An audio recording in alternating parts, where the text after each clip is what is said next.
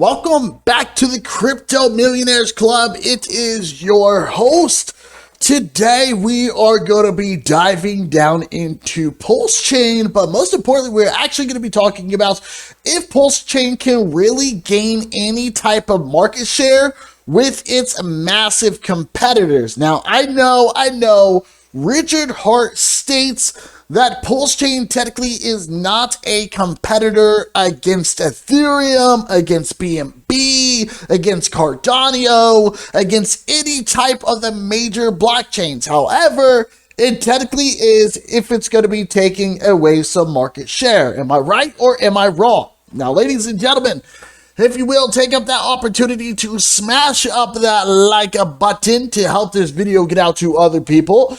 But most importantly, smash up that subscribe button so you guys can be updated on our daily videos. We are posting every single day about PulseChain, about PulseX, and about Hex. Now listen, you guys, there is a very good chance that our channel is going to blow up once everything goes to the mainnet launch. So make sure you guys are part of it. So let's go ahead and dive down into today's topics. So ladies and gentlemen, you guys can see right here, whenever it comes to PulseChain, it is a fork. It is a fork of Ethereum, and it is its own blockchain. All right, so you guys can see right here, we have the PulseChain goals. There's many of them, very many of them. So obviously, number one, it's supposed to increase Ethereum's value. All right. So the reason it's going to be doing this is because technically it's going to be sharing Ethereum fees load, which means instead of people using Ethereum and paying high gas fees, they're going to be using PulseChain and they're going to be paying a low gas fees. All right. Next, we got enriched ETH users. So obviously, we already know that there's supposed to be a massive airdrop, right? So enrich ERC20 NFT users, there's going to be a massive airdrop, aka the snapshot, aka mainnet launch. Then after that, we got easy to use, which we already know. We already know it's going to be easy to use. Simply have to connect with MetaMask, and that is it. We got lower PulseChain fees and serve more users. So we're talking about a faster block time, especially whenever it comes to which blockchain? Ethereum, because that is our fork. Then after that, we got remove pollution. So obviously, it's going to be replacing proof of work miners with proof of stake validators, which is important. Then after that, we got improved game theory. Then after that, we got empower PulseChain holders. So ladies and gentlemen, obviously, we got some important goals here. So the question is can we actually dominate? Can we actually gain any type of market share?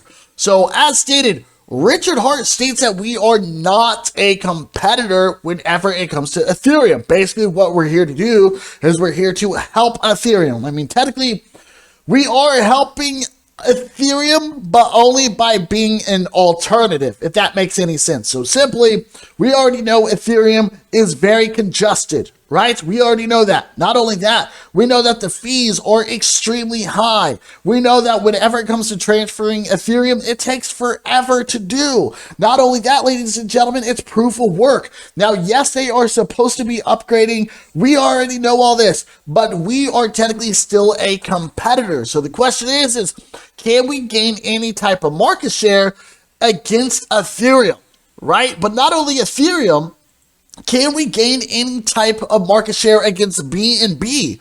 Remember, ladies and gentlemen, whenever it comes to PulseChain, PulseChain is its own blockchain, which means that they are going to be having a massive amount of brand new projects that are going to be launched on their blockchain. So just kind of like BNB.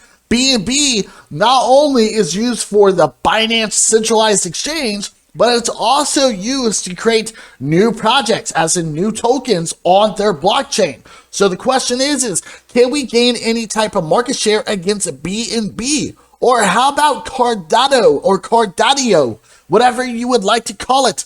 You know, Cardano. Cardano happens to be one of those cryptocurrencies that I have not seen a lot of tokens come from. Like, I've seen some of them, but me personally, I know that a majority of the tokens that we watch today are technically coming from Ethereum, and they are coming from BNB, and that's technically it. right, ladies and gentlemen?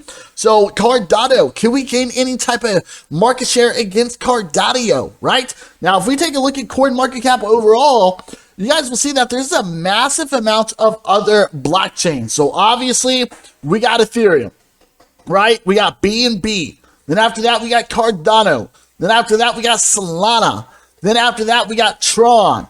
Then after that, we got Shiba Inu, which is technically doing their own thing, if I'm correct here. Not only that, we got Avalanche. We got Polygon. We have so many different cryptocurrencies, ladies and gentlemen, that are technically doing what PulseChain is planning on doing. However, PulseChain just plans to do it faster, right? More efficient. Not only that, but less gas fees. It's planning on doing it better, right? So the question is, as stated, is can we actually gain any type of market share against any of these OG cryptocurrencies? Now, I have to be honest that we all know that Richard Hart obviously is the man behind the scenes, right? Richard Hart is the man behind the scenes. He knows exactly what he is doing. We have Hex, right? Hex obviously successful. Now, some people say it's a scam. Some people call it a scheme. Some people call it a Ponzi, whatever the case may be. However, it is still technically successful whenever it comes to a cryptocurrency project. At least it's successful at this current moment. So for PulseChain, right? So for PulseChain, will it be successful and will it gain any type of market competition? Now, ladies and gentlemen, I'm going to have to say that yes, I believe that PulseChain will actually have a great opportunity to dominate. Now, against the OGs, it might be a little bit hard because some of these have been here for many, many years, and technically PulseChain has not even launched yet. But I do believe that whenever it comes to PulseChain, ladies and gentlemen, we're going to be able to knock a lot of these out of the park. There's a lot of these cryptos that no one, especially whenever it comes to blockchains, that no one really uses, right? So I do believe whenever it comes to PulseChain, whenever it comes to PulseX, that yes, they are going to be able to dominate, not just on the blockchain side, but also they're going to be able to dominate on the decentralized exchange side. So our competitors, right? So Cardano, BNB, Ethereum, we are definitely going to be able to gain some room. The question is how much room? Well, we don't know. We will have to wait patiently. So ladies and gentlemen,